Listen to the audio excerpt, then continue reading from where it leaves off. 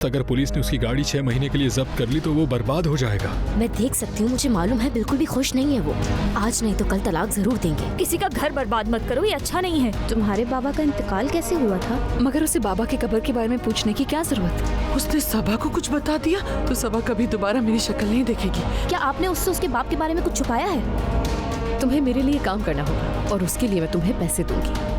तुम्हारे बाप ने वादा किया था मुझसे, तो तुम उनका वादा पूरा करोगे। मेरे बाबा ने कोई वादा नहीं किया किसी से। अगर तुम प्यार से मेरी बात नहीं समझोगी तो जबरदस्ती भी कर सकता हूँ। तुमसे शादी करने से अच्छा मरना पसंद करूंगी मैं। लोग कहेंगे कि बाप की मौत के बाद बहन की हिफाजत नहीं कर सका। तुम में, आतिफ में और मेरे बाबा में कोई फर्क नहीं है। तुम सब एक जैसे हो। नसरीन की कमजोरी सिर्फ और सिर्फ पैसा है।